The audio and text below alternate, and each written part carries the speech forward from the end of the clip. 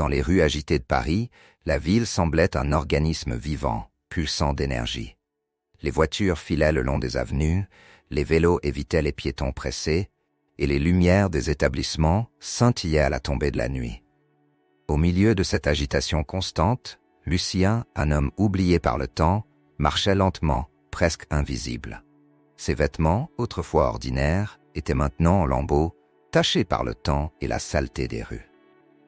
Sa barbe en désordre et ses cheveux gras cachaient le visage d'un homme qui, à un moment de sa vie, avait eu des espoirs, des rêves, mais qui maintenant n'était plus qu'une ombre, oubliée par son propre destin.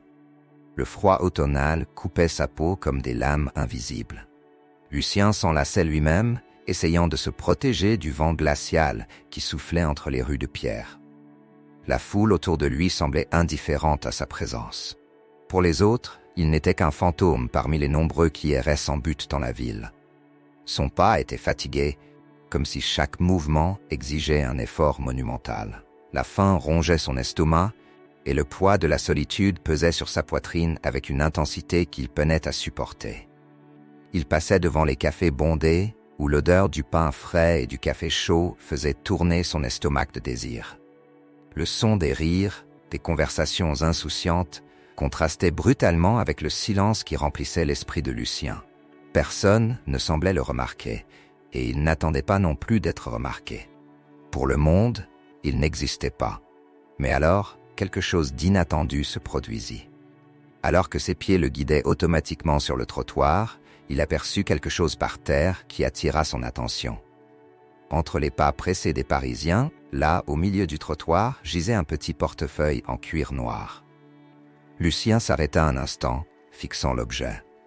Le portefeuille semblait déplacé dans l'environnement chaotique de la ville, comme s'il attendait que quelqu'un le remarque. Il hésita, ses yeux balayèrent les environs, mais personne ne semblait l'avoir remarqué. Les gens poursuivaient leur routine frénétique, sans prêter attention à ce détail. Avec un mélange de méfiance et de curiosité, Lucien se pencha et prit le portefeuille. Sa main sale et tremblante ressentit la douceur du cuir de l'objet. C'était une sensation étrange, presque interdite. Il ne se souvenait pas de la dernière fois qu'il avait tenu quelque chose de valeur. Pendant un bref moment, le bruit autour de lui devint étouffé et l'agitation de la ville se dissout. C'était comme si le temps s'était arrêté et il était isolé dans cet instant. Avec des pas rapides et discrets, il s'éloigna, se dirigeant vers une ruelle sombre et silencieuse.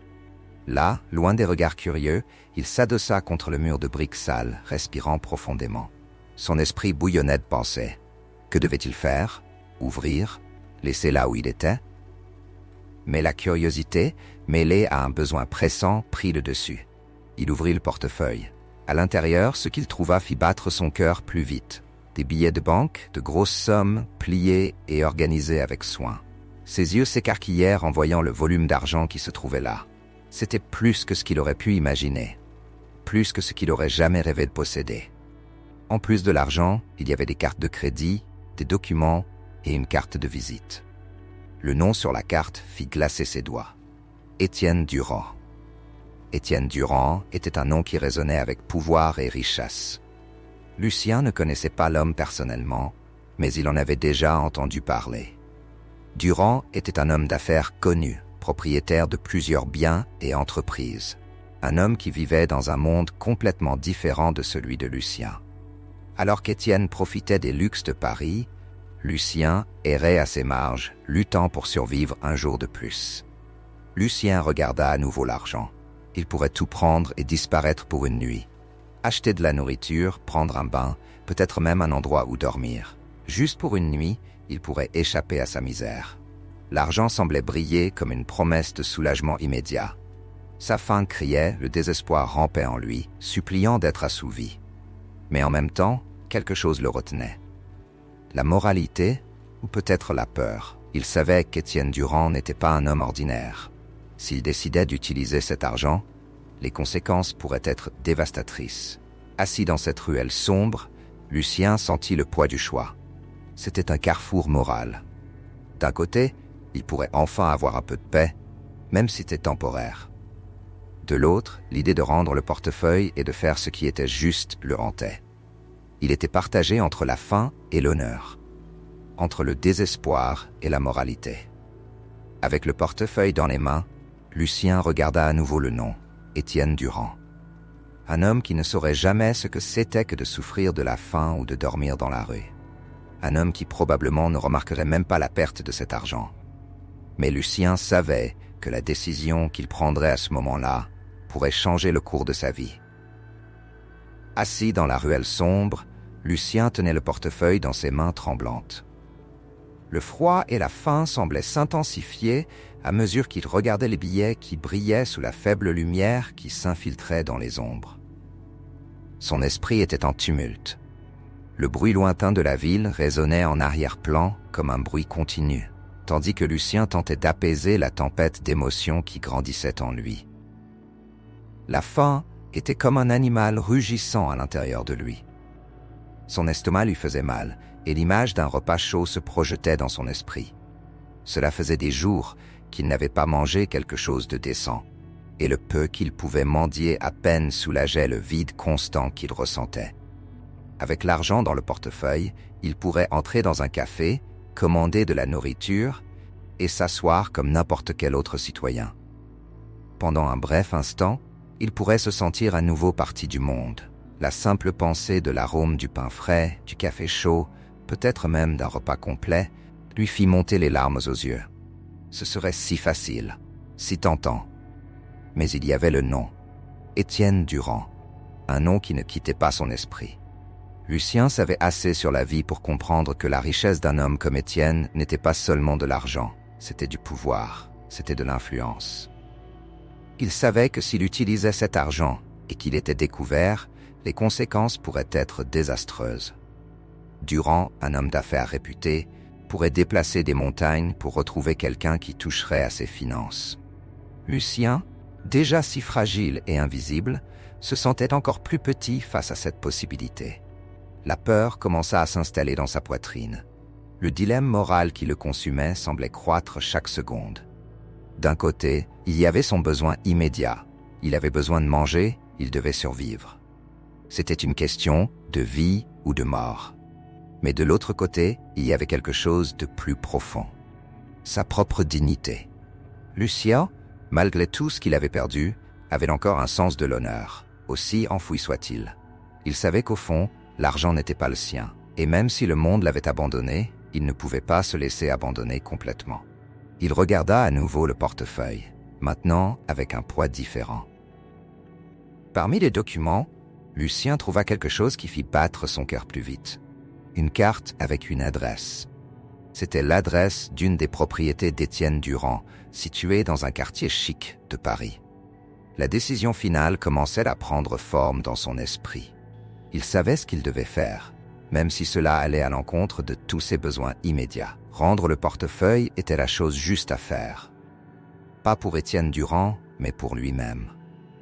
Lucien se leva lentement, ressentant encore le poids de la fatigue et de la faim, mais maintenant animé par un nouveau but.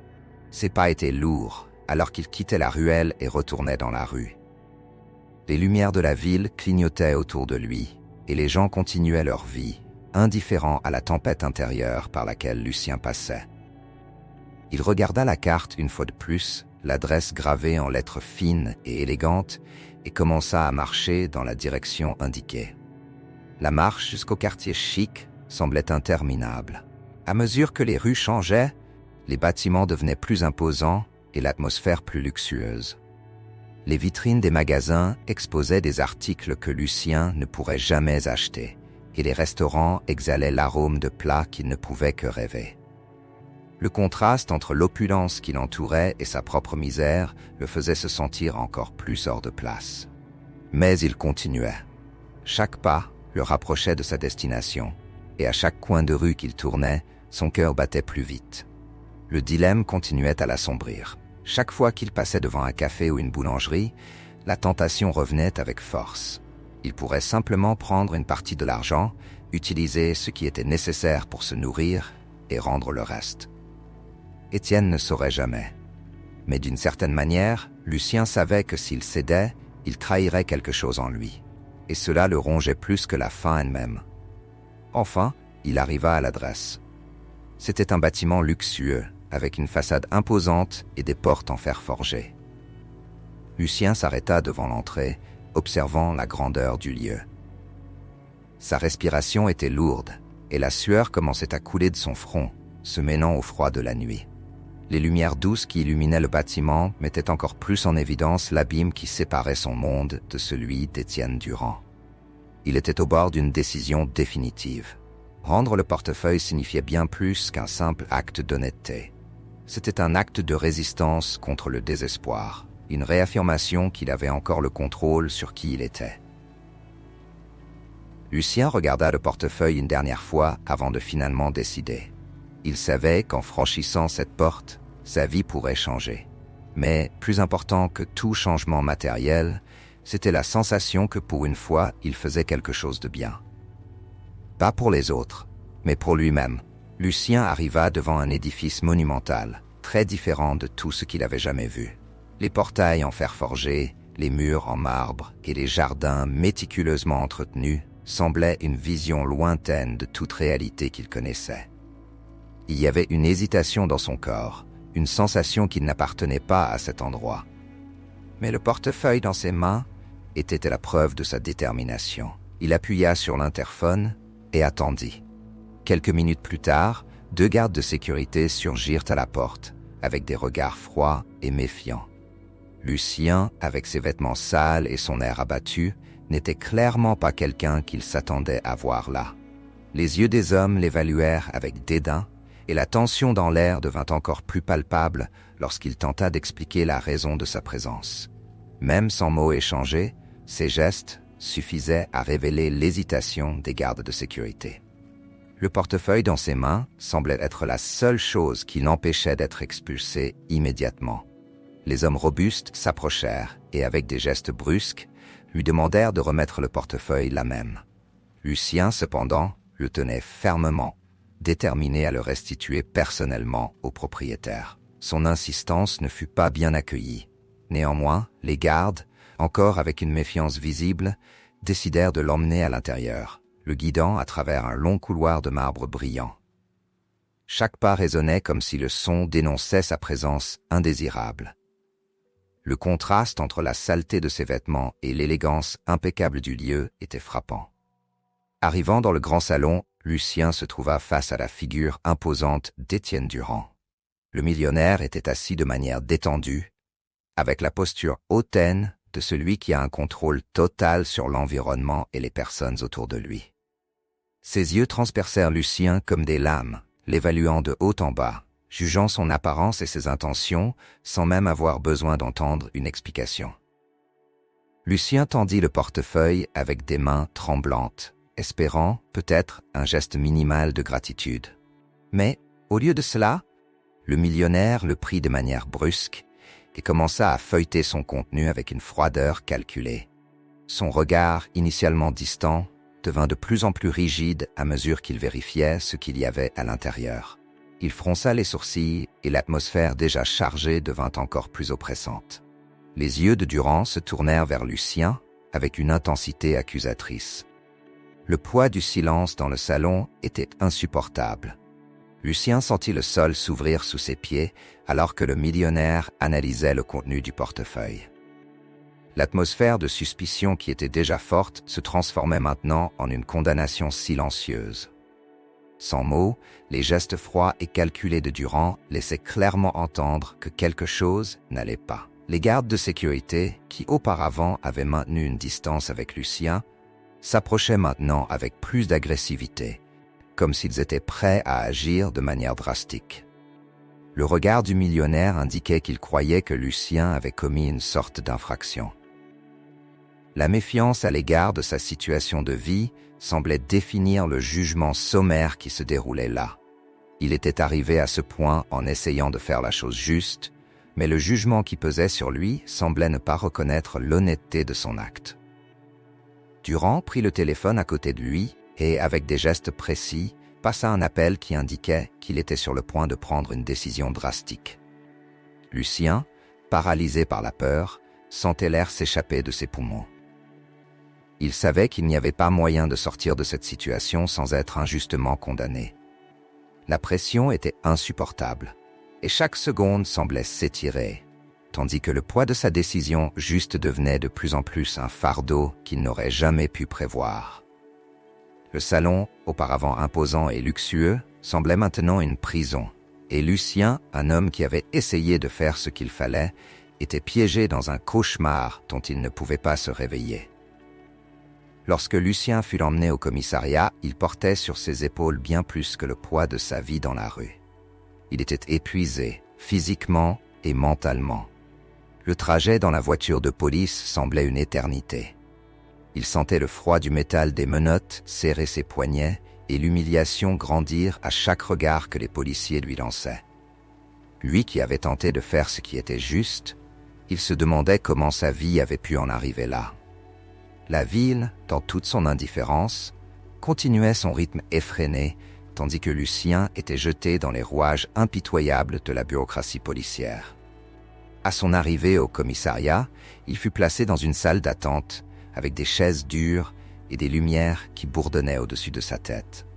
Tout semblait amplifier la froideur et l'isolement qu'il ressentait. Lucien resta silencieux, la fatigue physique étant surpassée par la fatigue émotionnelle. Ses vêtements en lambeaux contrastaient avec l'environnement formel, les murs pâles et les uniformes des policiers.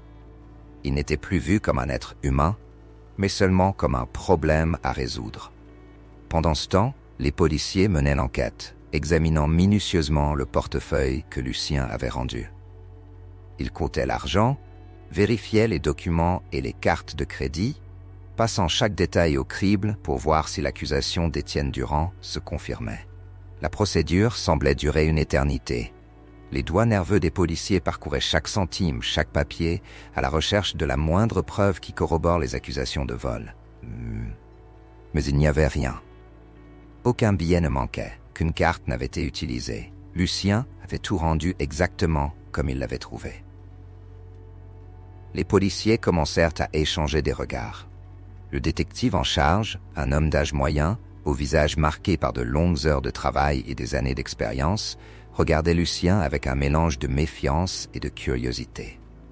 Quelque chose ne collait pas. Pendant ce temps, Étienne Durand, qui avait suivi tout le processus à distance, gardait sa posture arrogante, attendant que sa parole suffise pour clore l'affaire. Il était habitué à voir les gens se plier à son pouvoir et à son influence et croyait que cette fois ne ferait pas exception. Cependant, lorsque le détective en chef commença à comparer l'histoire de Lucien aux faits présentés, quelque chose commença à changer. Le portefeuille était intact, sans aucun signe qu'une somme ait été prélevée, et la narration d'Étienne commençait à perdre de sa force. L'expression de Durand, autrefois empreinte de suffisance, montrait désormais une légère tension. Le détective, fidèle à son scepticisme habituel, décida d'approfondir son enquête. Il consulta les anciens dossiers, cherchant davantage d'informations sur Lucien. Le système de fichiers était vaste, et le détective naviguait à travers eux, tandis que les rouages de son esprit traitaient les détails. Alors, il trouva quelque chose. Le dossier de Lucien Moreau, datant de plusieurs années, révélait une histoire totalement différente de celle de l'homme abattu qui se tenait devant lui maintenant. Lucien avait été un homme d'affaires prospère, propriétaire d'un réseau prometteur de petites entreprises. Son parcours avait été admiré par beaucoup dans le secteur des affaires en France, mais son destin avait été scellé de manière tragique et soudaine. Le détective se rappela d'un grand scandale financier qui avait dévasté de nombreuses petites entreprises. Parmi les ruinés se trouvait Lucien Moreau, qui avait complètement disparu de la scène publique après l'effondrement de son empire. En retournant dans la salle d'interrogatoire avec ces nouvelles informations, le détective observa Lucien sous un nouveau jour.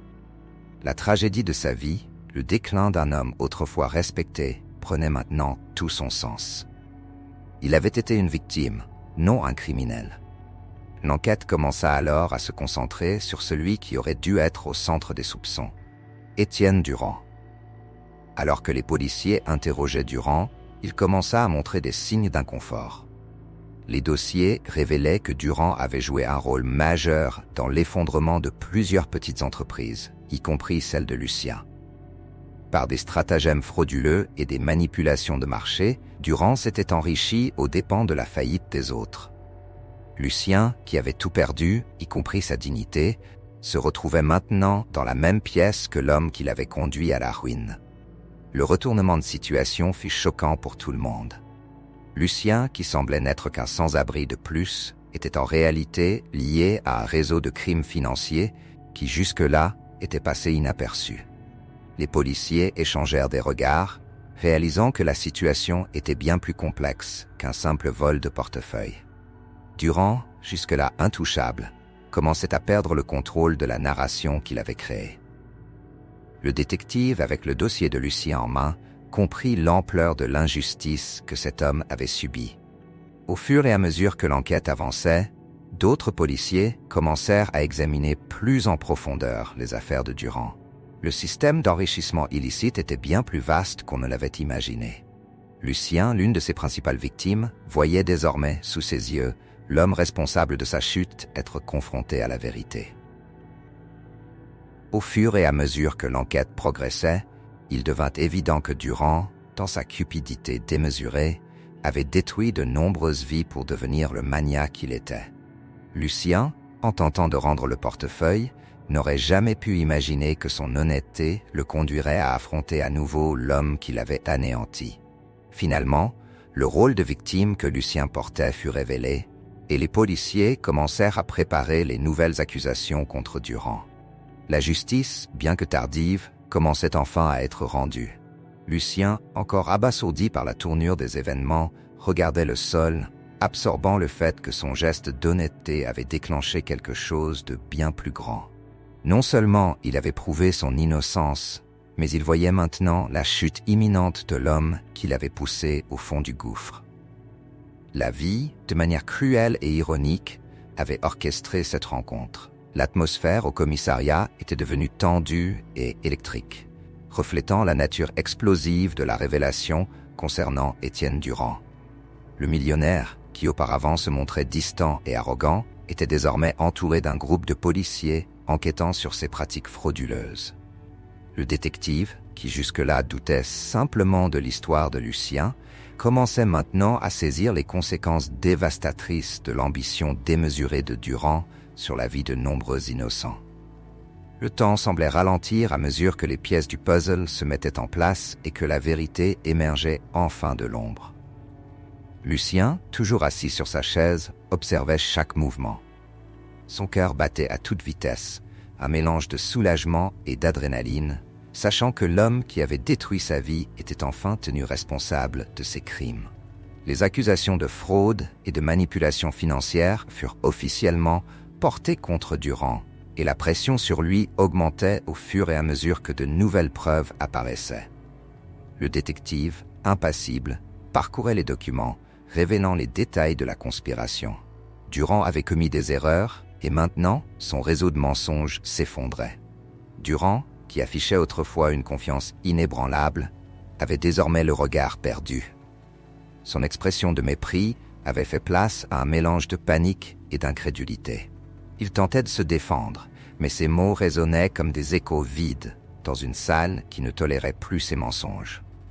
Les policiers présentèrent des enregistrements et des documents prouvant la corruption systématique perpétrée par Durand, dévoilant un labyrinthe de malheurs qui n'avait pas seulement affecté Lucien, mais aussi de nombreuses autres victimes innocentes. Alors que Durand était menotté et emmené hors du commissariat, la scène semblait presque irréelle. Pour Lucien, chaque pas du millionnaire vers la prison était un pas vers sa propre libération. La sensation de justice enfin rendue était réconfortante, bien que la douleur de ses pertes restât vive dans son cœur. Il ne retrouverait peut-être pas son ancien statut, mais au moins la vérité était exposée et il pouvait commencer à se reconstruire. Le détective se tourna vers Lucien, cette fois avec un regard plus respectueux. Il n'était plus seulement un sans-abri, mais un homme ayant subi une grande injustice. La transition de Lucien, d'une figure invisible à une victime reconnue, fut un moment marquant. Les autres policiers, autrefois sceptiques, le regardaient désormais avec compassion, reconnaissant son combat et sa douleur. Lucien n'était plus un fantôme dans les rues de la ville. Il était devenu un témoin vivant de la manière dont la cupidité pouvait détruire des vies. Alors que les policiers préparaient les papiers, Lucien s'assit et respira profondément, laissant la sensation de soulagement l'envahir. Il réalisa que sa lutte n'était pas encore terminée, mais la mise en accusation de Durand marquait le début d'un nouveau chapitre. Il sentait la détermination grandir en lui, une volonté de se battre non seulement pour lui, mais aussi pour tous ceux qui avaient été lésés par le système. Enfin, Lucien sortit du commissariat, accueilli par la lumière du soleil comme un vieil ami. La chaleur du matin caressait son visage alors qu'il prenait conscience qu'il reprenait le contrôle de son destin. L'attitude de soumission qu'il avait autrefois adoptée laissait désormais place à un nouveau but. Il regarda autour de lui et vit la ville sous un nouveau jour. L'horizon était vaste, et bien qu'il ne sache pas exactement ce qui l'attendait, une lueur d'espoir commençait à s'allumer dans son cœur.